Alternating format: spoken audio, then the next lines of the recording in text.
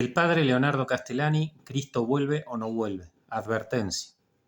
Este opúsculo es obvio que no está destinado al gran público. Su autor se somete en todo al juicio de la Santa Madre Iglesia Romana. Y si en él hubiere cualquier proposición en contra de lo ya declarado o definido por ella, la da por no dicha y retractada. Pero si hubiere proposiciones no claramente en contra de lo cierto y definido, más simplemente opinables e indagatorias, necesarias a la indagación científica, la interpretación heterodoxa que diere de ellas el crítico que ustedes saben, que se vuelva contra él y sea imputada a su necedad y malicia, como dice Quevedo y Villegas en su famoso prólogo. No pretende dar enseñanza dogmática, sino investigación exegética de acuerdo a su meditación personal con las reglas de esta ciencia y las mejores autoridades modernas, algunas de las cuales fueron sus maestros. No ha querido recargar el texto con citas de dichas autoridades porque lo desaconsejaba la índole del libro y su género literario.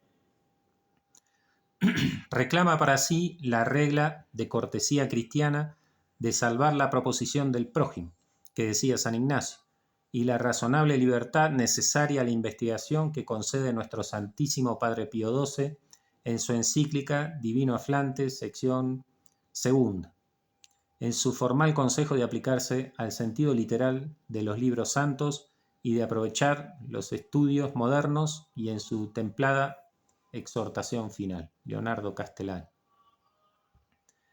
Sección primera, la parusía. 1. ¿Cristo vuelve o no? Jesucristo vuelve y su vuelta es un dogma de nuestra fe. Es un dogma de los más importantes, colocado entre los 14 artículos de fe que recitamos cada día en el símbolo de los apóstoles y cantamos en la misa solemne. Et iterum venturus et cum gloria iucare vivos et mortuos. Es un dogma bastante olvidado, es un espléndido dogma poco meditado. Su traducción es esta: el mundo no continuará desenvolviéndose indefinidamente, ni acabará por azar, dando un encontronazo con alguna estrella mostrenca, ni terminará por evolución natural de sus fuerzas elementales, o entropía cósmica, como dicen los físicos, sino por una intervención directa de su creador. No morirá de muerte natural, sino de muerte violenta, o por mejor decir, ya que tú eres Dios de vida y no de muerte milagrosa. El universo no es un proceso natural, como piensan los evolucionistas o naturalistas, sino que es un poema gigantesco, un poema dramático del cual Dios se ha reservado la iniciación, el nudo y el desenlace, que se llaman teológicamente creación, redención, parusía. Los personajes son los albedríos humanos, las fuerzas naturales son los maquinistas, pero el primer actor y el director de orquesta es Dios. Varones Galileos, ¿qué estáis mirando? ¿Qué estáis allí mirando al cielo? Este Jesús que habéis visto subir al cielo, parejamente un día volverá a bajar del cielo, dijeron los dos ángeles de la ascensión. Ese será el desenlace, el drama de la humanidad. Videum inquem transficerum. Mirarán al que enclavaron. El dogma de la segunda venida de Cristo o parusía es tan importante como el de su primera venida o encarnación. Si no se lo entiende, no se entiende nada de la Escritura ni de la historia de la Iglesia. El término de un proceso da sentido a todo el proceso. Este término está no solo claramente revelado, más también minuciosamente profetizado. Jesucristo vuelve pronto. Ven, Señor Jesús, oh Señor Jesucristo, ¿por qué tardas? ¿Qué esperas para mostrar al mundo tus divinas banderas y arrojar tu mensaje de luz sobre las fieras? 2. Cristo no vuelve más. La enfermedad mental específica del mundo moderno es pensar que Cristo no vuelve más, o al menos no pensar que vuelve. En consecuencia, el mundo moderno no entiende lo que le pasa, dice que el cristianismo ha fracasado, inventa sistemas a la vez fantásticos y atroces para salvar a la humanidad. Está a punto de dar a luz una nueva religión. Quiere construir una torre Babel que llegue al cielo. Quiere reconquistar el jardín del Edén con las solas fuerzas humanas. Está lleno de profetas que dicen: yo soy, aquí estoy, este es el programa para salvar el mundo. La Carta de la Paz, el Pacto del Progreso y la Liga de la Felicidad, La UNA, la ONU, la ONAM, la UNESCO, mírenme a mí, yo soy. La herejía de hoy, descrita por Hilaire Belloc en su libro Las grandes herejías, pareciera explícitamente no negar ningún dogma cristiano, sino falsificarlos todos. Pero, mirándolo bien, niega explícitamente la segunda venida de Cristo, y con ella niega su reyesía, su mesianidad y su divinidad.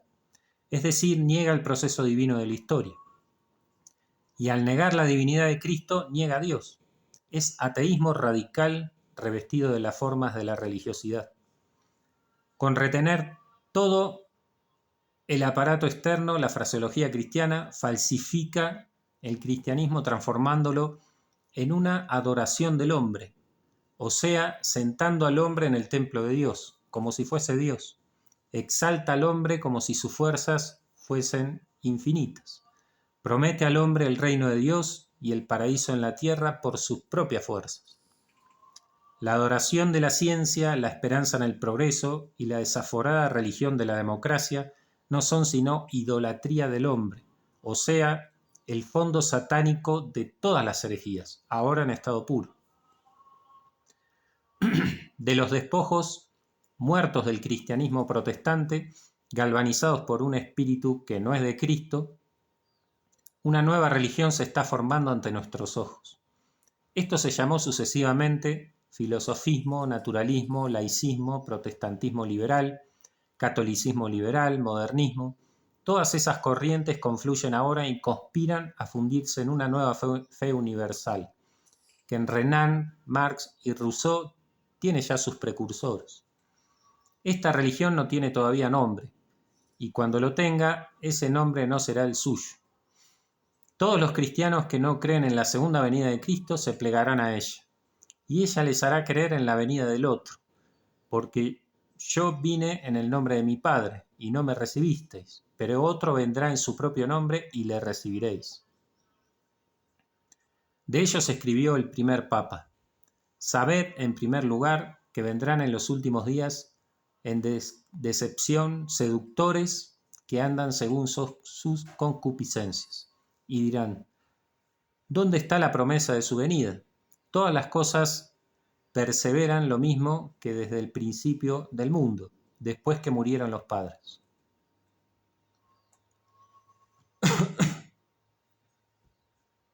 Tres. Mis palabras no pasarán. El mundo actual está ansioso de profecía. Repito, porque hoy en día es muy oportuna esta frase. El mundo actual está ansioso de profecía. Ante los desastres y las amenazas de esta época catastrófica, es natural que todos queramos saber lo porvenir. El que no sabe a dónde se dirige no puede dar un paso. ¿A dónde va el mundo?, claman todos. A esta hambre actual de profecía se le propinan falsas profecías. Es menester dar la buena profecía. Es para eso la tenemos, ¿no? Que para eso la tenemos. Los protestantes sirven por Radio Excelsior la voz de la profecía a toda Sudamérica. Las revistas argentinas Maribel, Mundo Argentino, El Hogar ofrecen con asiduidad las profecías de Nostradamus, de la Gran Pirámide, de Madame Tebes, del abad Malaquías. Algunos católicos sin mucha teología se dedican temerarios a espigar profecías privadas en el campo peligroso de los libros devotos. Hay que dar, pues, la gran profecía primordial, la profecía escatológica de Jesucristo, de San Pablo, del Apocalipsis de San Juan. Este mundo terminará. Su término será precedido de una gran apostasía y una gran tribulación. A ella sucederá el advenimiento de Cristo y de su reino, el cual no ha de tener fin.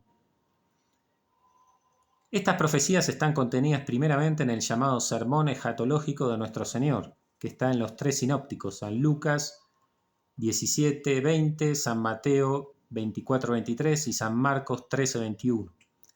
De este sermón de Cristo, cuyo eco son los pasajes escatológicos de Pablo y Pedro, y la gran revelación de Juan, hace la impiedad contemporánea su argumento principal contra la divinidad de Cristo. Pretenden en efecto que Cristo se equivocó y engañó a sus apóstoles creyendo que el mundo se acababa entonces mismo, cuando él predicaba, o muy poco después. Esgrimen exactamente la frase que en labios de ellos pone San Pedro. Falló la promesa relativa a la segunda venida. Luego Cristo, dicen, no es lo que él dijo. La palabra en que se apoyan principalmente es la siguiente. En verdad os digo que no pasará esta generación sin que todas estas cosas sean hechas. El cielo y la tierra pasarán, mi palabra no pasará. Es un solemne juramento de Jesucristo que parecería fallido. Se equivocó Cristo entonces. Pero esta precisión misteriosa del tiempo contiene precisamente la clave de la interpretación profética. Toda profecía se desenvuelve en dos planos y se refiere a la vez a dos sucesos, uno próximo, llamado tipo, y otro remoto, llamado antitipo. ¿Cómo podría un profeta describir sucesos lejanísimos para los cuales hasta las palabras faltan, a no ser proyectándolos analógicamente desde sucesos cercanos? La profecía se interna en la eternidad desde la puerta del tiempo y lee por transparencia trascendente un suceso mayor indescriptible en un suceso menor próximo, en el modo que existe también analógicamente en los grandes poetas. De la manera que Isaías describe la redención de la humanidad en la liberación del cautiverio babilónico y San Juan la segunda venida en la destrucción de la Roma étnica, así Cristo el fin del mundo en la caída de Jerusalén y en la dispersión milenaria del pueblo judío. Eso justamente le preguntaron los apóstoles, creídos que las dos cosas habían de ser simultáneas. Al decirle, saliendo del templo, que de él no quedaría piedra sobre piedra, pensaron en el fin del siglo y le interrogaron, ¿cuándo será esto? ¿Y qué señal habrá de tu triunfo y de la conclusión del siglo? Cristo, sin desengañarlos de su error, entonces inevitable, respondió a la vez a las dos preguntas y describió en un mismo cuadro pantografiado la ruina de la sinagoga, que era el final de una edad, y el final de todas las edades, o, como ellos decían, la consumación del Evo. Esta generación significa, pues, a la vez los apóstoles allí presentes, con referencia al tipo, que es el fin de Jerusalén, y también la descendencia apostólica y su generación espiritual, con referencia al antitipo, el fin del mundo. Los apóstoles vieron el fin de Jerusalén, la Iglesia verá el fin de Roma. De esta manera, la objeción racionalista ha servido de ocasión para estimular y para iluminar la interpretación católica, ahora en posesión de la llave de la exégesis. Y el encarnizado trabajo de Heymüller y Renan para aplicar cada versículo del Apocalipsis a los últimos colindantes del reino de Nerón, año 64, se vuelve útil al creyente, iluminando el tipo para comprender mejor el antitipo. 4. La gran tribulación. Renan escribe: el anticristo ha cesado de alarmarnos. Nosotros sabemos que el fin del mundo no está tan cerca como creyeron los inspirados videntes de la primera centuria y que ese fin no será una súbita catástrofe. Operará por medio del frío en centenares de centurias cuando nuestro sistema no tenga más poder para reparar sus pérdidas y el planeta Tierra haya agotado los recursos de los senos del viejo Sol para proveer a su curso. Antes de esta quiebra del capital planetario, ¿alcanzará la humanidad la perfección de la ciencia, que no es sino el manejo de las fuerzas cósmicas, o será la Tierra otro experimento fracasado entre millones, convertida en hielo, antes que el problema de matar a la muerte se haya solventado? No podemos decirlo, pero con el vidente de Patmos, más allá del flujo de las vicisitudes, percibimos el ideal y afirmamos que un día será cumplido. Entre las nieblas de un universo embrionario contemplamos las leyes del progreso de la vida, la conciencia del ser creciendo y ampliándose en sus fines, y la posibilidad de un estado final en que todo será sumergido en un ser definitivo, Dios, igual que los innumerables brotes y yemas del árbol en el árbol, igual que las miríadas de células del organismo viviente en el viviente. estado en el cual hallará cumplimiento la vida universal, y todos los seres e individuos que han sido vivirán de nuevo en la vida de Dios. Verán en Él, gozarán en Él y cantarán en Él un eterno aleluya. Cualquiera sea la forma en que concibáis el futuro adviento de lo absoluto, el Apocalipsis no puede dejar de regocijarnos. Simbólicamente expresa el principio fundamental de que Dios no tanto es cuanto que llegará a ser. Hasta aquí el apóstata Bretón, padre del modernismo. Frente a este sueño averroísta y ateo, la disolución paulina en Dios y aquesta remotísima y del todo irresponsable evolución bersoniana. La palabra terminante de Cristo dice que el mundo terminará de golpe, que los hombres serán juzgados, que no todos desembocarán en la vida, como las células vivientes en el viviente, puesto que muchos caerán en la muerte segunda y definitiva, y que una terrible lucha precederá como agonía suprema la resolución del drama de la historia. Las palabras de Cristo, en su simplicidad sintética, son más temibles que las fulgurantes visiones del Apocalipsis, con sus formidables despliegues de sangre, fuego y ruinas. Cristo dice simplemente que vendrá una tribulación como no se ha visto otra en el mundo, y cuenta que se han visto algunas, que si no fuera abreviada perecería toda carne, y que si fuese posible serían inducidos en error los mismos electos. Las guerras terribles, las pestes, los terremotos que se sucederán en el mundo no son sino el principio del dolor. El dolor mismo será todavía peor, o peor todavía, porque madurada ya la iniquidad de la tierra, ella se levantará en toda su pureza y aprovechará todos sus anteriores ensayos, dirigida por Satanás en persona, que será arrojado a la tierra y estará en pleno furor, sabiendo que le queda poco tiempo. Ay de las que crían y de las preñadas en aquellos días. Ay de los que quedaron para ser cribados por Satanás en la última prueba. Las dos fuerzas antagónicas que pelean en el mundo desde la caída se tenderán en el máximo esfuerzo. Los santos serán derrotados y vencidos por todas partes. La apostasía cubrirá el mundo como un diluvio.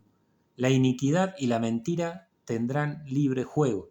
El poder político más poderoso que haya existido no solo perseguirá la religión a sangre y fuego, sino que se revestirá de religiosidad falsa. Y los poco fieles a Cristo parecerán perder el resuello cuando, separado el obstáculo, aparezca en la tierra el hijo de perdición, aquel en que Dios no tiene parte y que Cristo no se dignó nombrar siquiera, el anticristo, el otro. Decir una tribulación como nunca se vio otra igual es decir muchísimo. Quiere decir que los cristianos de aquel tiempo sufrirán como nunca se sufrió, como no sufrió Job, ni Edipo, ni Hamlet, como no sufrió San Alejo, San Roque, Santa Liduvina, San Juan de la Cruz, San Alfonso Rodríguez. Y los cristianos de aquel tiempo no son los que ya pasaron, somos nosotros, o algunos muy próximos a nosotros. Bienvenido sea ese dolor con tal de que veamos volver a Cristo. 5. Dulcísimas promesas. Las terroríficas visiones del vidente de Patmos, que Renan califica de delirios de terror, y las palabras de Cristo, más duras aún en su limpidez de acero que las del discípulo, inducirían pánico y desesperación si no estuviesen equilibradas por las promesas más dulces. Así como la mayor tribulación en su brevedad encierra un terror desmesurado, así la condicional, si fuera posible, encierra una promesa amorosísima. Caerían, si fuera posible, los mismos escogidos, dice Cristo. No es posible, pues, que caigan los escogidos. Un ángel les marca la frente y los cuenta. Dios ordena suspender las grandes plagas hasta que están todos señalados. Dios abrevia la persecución por amor a ellos. El anticristo reinará solamente media semana de años, 42 meses, 1260 días. Todos los mártires serán vengados, los impíos serán flagelados de innúmeras plagas. Dos grandes santos defenderán a Cristo y tendrán en sus manos poderes prodigiosos. Y cuando caigan, Cristo los llamará y revivirán. Después nosotros, los que vivimos, seremos llamados y arrebatados con Cristo en el aire. Esta será la resurrección primera, y reinaremos con Cristo 1000 años, es decir, un largo tiempo en la Jerusalén restaurada, donde tienen que cumplirse un día todas las opulentas promesas mesiánicas. Porque ni una sola de las dulcísimas promesas de la Escritura dejará de llenarse más allá todavía de la esperanza y la imaginación del hombre, cualquiera sea el sentido que corresponda en la realidad futura a esta difícil palabra, cuya interpretación aquí no prejuzgamos. Dichoso aquel que merezca gozar la resurrección primera. Pero antes tiene que manifestarse el misterio de iniquidad. Tienen que reinar las dos bestias. Tiene que ser quitado el obstáculo, tiene que perecer la gran prostituta. 6. El misterio de iniquidad. El misterio de iniquidad es el odio a Dios, la adoración del hombre. Las dos bestias son el poder político y el instinto religioso del hombre vueltos contra Dios y dominados por el pseudo-Cristo y el pseudo-profeta.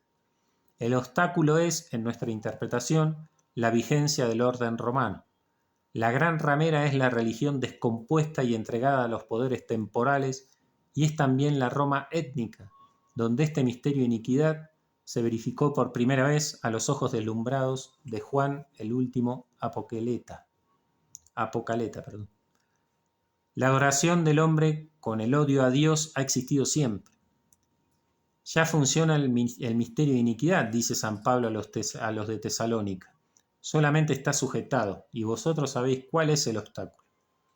El misterio de iniquidad es el principio de la ciudad del hombre, que lucha contra la ciudad de Dios desde el comienzo. Es la raíz de todas las herejías y el fuego de todas las persecuciones.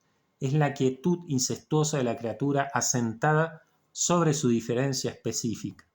Es la continua rebelión del intelecto pecador contra su principio y su fin. Eso multiplicado en las edades del no serviré, eco multiplicado en las edades del no serviré de Satanás. La cúspide del misterio de iniquidad es el odio a Dios y la adoración idolátrica del hombre.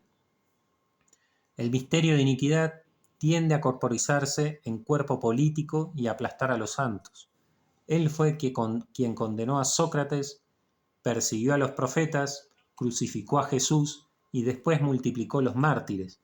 Y él será quien destruya la iglesia, cuando, retirado el obstáculo, se encarne en un hombre de satánica grandeza, plebeyo genial y perverso, quizás de raza judía, de intelecto sobrehumano, de maldad absoluta, a quien Satanás prestará su poder y su acumulada furia. La Iglesia, asistida por el Espíritu Santo, obstaculiza esa manifestación y la reduce, apoyada en el orden humano que el Imperio Romano organizó en cuerpo jurídico y político. Pero llegará un día que será el fin de esta edad, en que desaparecerá el obstáculo. El Espíritu Santo abandonará quizás este cuerpo social histórico, llamado cristiandad, arrebatando consigo a la soledad más total a los suyos, dándoles 2 alas de águila para volar al desierto. Y entonces la estructura temporal de la iglesia existente será presa del anticristo, fornicará con los reyes de la tierra, al menos una parte ostensible de ella, como ya pasó en su historia, y la abominación de la desolación entrará en el lugar santo. Cuando veáis la desolación abominable entrar donde no debe, entonces ya es. ¿Será el reinado de un antipapa o papa falso? ¿Será la destrucción material de Roma? ¿Será la entronización en ella de un culto sacrílego? No lo sabemos. Sabemos que el Apocalipsis, al describir la gran prostituta, señala con toda precisión la ciudad de las 7 colinas, interpretación dada por el mismo ángel que a San Juan adoctrina. 7. La meretriz magna. Su nombre es misterio, Babilonia magna, madre de las fornicaciones y abominaciones de la tierra. Está sentada sobre la bestia bermeja, llena de nombres de blasfemia, que tiene 7 cabezas y 10 cuernos. Va vestida de púrpura y seda, adornada de joyas, con un cáliz lleno de inmundicia y ebria de sangre de los mártires de Cristo. La tentación de entregarse a los poderes de la tierra, de buscar aquí abajo la salvación del hombre, de adorar el estado tiránico, es la tentación suprema. En nuestros días ha sido sistematizada racionalmente por un gran filósofo alemán, Hegel. A ella sucumbió la sinagoga. Al exigir un reino temporal, con ella fue tentado Cristo y es consecuentemente sin cesar tentada la Iglesia. Las tres tentaciones que sufrió Cristo no son quizás sino esta tentación misma desenvolviéndose en 3 grados. Si eres hijo de Dios, haz que estas piedras se conviertan en pan, es decir, emplea tus poderes religiosos, el poder de hacer milagros, en proveer a tus necesidades y adquirir bienes terrenos. No es necesario el pan, no es hecho por Dios, no es capaz de usar rectamente el pan sin glotonería. No eres capaz de usar rectamente el pan sin glotonería. No tienes hambre. El historiador Belloc calcula que al estallar el protestantismo en Europa, la Iglesia era dueña en Inglaterra de 1/5 de la tierra y 1/3 de la renta del país. No eran en general bienes mal ganados, no eran bienes mal administrados en general, pero eran bienes terrenos en demasía y poseídos con demasiado apego. El peso de los bienes hundió la Iglesia inglesa, fue el instrumento o la ocasión de su ruina. Los bienes de la Iglesia no son el bien de la Iglesia. A veces, por desgracia, son la cola que arrastra por la tierra, la cola de la cual decía con gracia el santo varón Don Orione: algunos eclesiásticos son perros mudos. Para soltarles la lengua habría que cortarles la cola. Así ocurrió, por desdicha, con tantos prelados herejes del tiempo de la Reforma, con Cranmer y Mortimer, con tantos apóstatas de la Revolución Francesa, Sieyès, Talleyrand. No tememos reconocer. Si no lo reconociéramos, dejaría de ser real por callado negado. La segunda tentación es: si eres hijo de Dios, échate de aquí abajo para que viéndote volar los hombres te adoren. Es decir, emplea tus facultades religiosas para conseguir prestigio y poder, para ser reconocido, aclamado, obedecido, venerado, para brillar entre los hombres y los pueblos. Si la religión no es reverenciada, si no es obedecida, de poco sirve. ¿Acaso buscas tu propia gloria en eso? ¿Buscas la gloria de Dios, la gloria de la Iglesia, el buen nombre de tu orden, de tu convento? ¿Buscas la honra del clero, de la curia, del pontificado? Muéstrate al mundo, como dirán después a Cristo sus parientes y amigos. Asombra a las masas, haz bajar fuego del cielo, haz un signo en las nubes. Ven que queremos coronarte como nuestro rey. El exceso de pompas, aunque sean religiosas, de ceremonias, de exterioridades, de propaganda, como dirían hoy, la excesiva obsecuencia a la ciencia y sus artilugios, el apego a los instrumentos temporales pesados, el aseglaramiento y amundanamiento de la actividad religiosa, la burocracia eclesiástica excesiva o inerte, los sacerdotes funcionales y no carismáticos, la agitación y el sacramentalismo, en lugar de la contemplación, en suma, lo que llamaba Peggy el descenso de la mística a la política, constituye en la Iglesia el fermentum fariseorum, que hincha y desvanece la masa y constituye la segunda tentación. La primera tentación fue humana, la segunda farisaica, la tercera es satánica. Todo esto es mío y te lo daré si hincándote me adoras. Es decir, busca para la religión un reino en este mundo y búscalo con los medios más eficaces, que son los satánicos. Ahora bien, la Iglesia viadora no es el reino de Cristo en este mundo, según nuestra opinión, sino el instrumento de congregación de la esposa de Cristo para que sea arrebatada con Cristo a su venida. Pero como los judíos cayeron en desear un rey temporal, así la Iglesia es tentada con el deseo de reinar aquí, como reinan los otros reinos. Hoy Iglesia aplasta a los albigenses, quema a los herejes, estirpa a los hugonotes, expulsa a los judíos, mate a un judío. Había un exceso de presión material, de coacción gubernativa, de violencia religiosa en suma. Lo mismo que un exceso de bienes y de pompas cuando estalló la reforma en Europa, según opina Belloc. Esta sería la verdad que el protestantismo se llevó cautiva y que nosotros debemos liberar como a Lucía Miranda. El cisma griego ha imputado siempre a la Iglesia romana haber ya sucumbido a esta tentación suprema de conseguir el reino de Cristo en este mundo por medios terrenales, bastardos y aún perversos. Dostoyevski formuló en el terrible apólogo del Gran Inquisidor, en Los Hermanos Karamazov, no en forma categórica sino dubitativa, esta querella del Oriente al Occidente, pero solo al fin de esta edad nuestra la terrible acusación dará de lleno en el blanco. Si sabemos que hasta el fin de este aión la cizaña estará mezclada inevitablemente al trigo, entonces las fimbrias del vestido de la princesa prometida serán siempre enlodadas y su talón mordido por la serpiente. El error de Lutero consistió en ignorarlo, en querer purificar la Iglesia arrancando ahora mismo la cizaña, la cual, según Jesucristo, está reservada al tiempo de la siega y a los segadores que no son los hombres. Al querer arrancar a destiempo la cizaña, Lutero la desparramó. La Inquisición.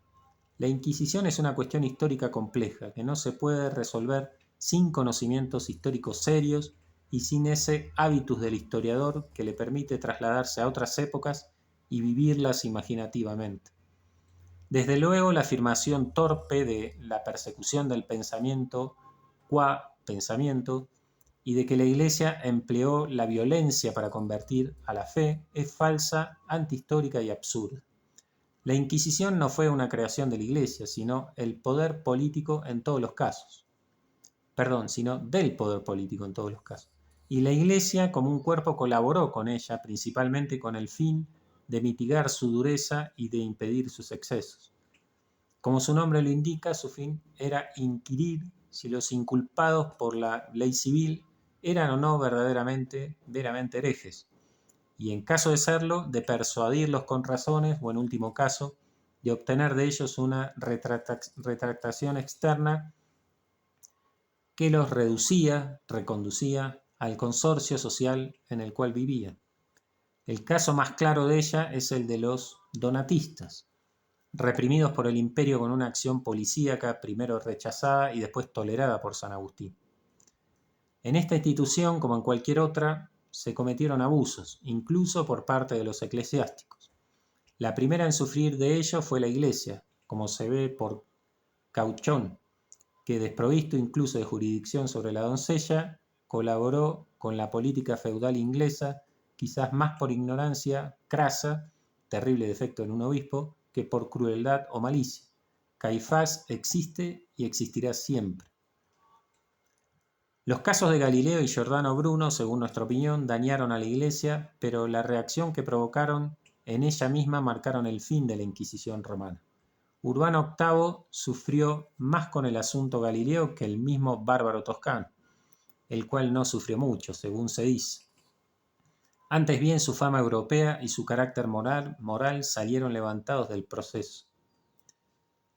Bueno, acá hay una cita en italiano que yo no puedo leer.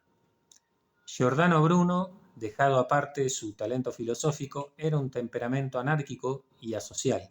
Sus errores teológicos, profesados por Scott Orígena y otros en medio del mayor poderío de la Iglesia, jamás lo hubiesen conducido a la hoguera, si no hubiesen sido pie de su actividad antisocial, antiautoritaria, anarquista, como diríamos ahora.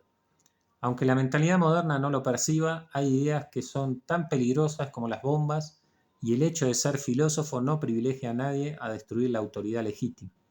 De todos modos, la intervención de la burocracia eclesiástica en los dos procesos no careció de defectos y fue miope y aún cruel. Tuvo que abrir los ojos ante la reacción del mundo intelectual europeo y enterarse de que una nueva época, mejor o peor, había comenzado. Estos dos mártires informes, lo mismo que sus hermanos mayores Juana de Arco y Boecio, con los millares de mártires de la historia, no prueban otra cosa sino que la actividad política existe y es necesaria, que la Iglesia tiene sus pies sobre ella, a veces un poco empantanados en ella, y que es una cosa riesgosa y seria, con la cual no se puede jugar.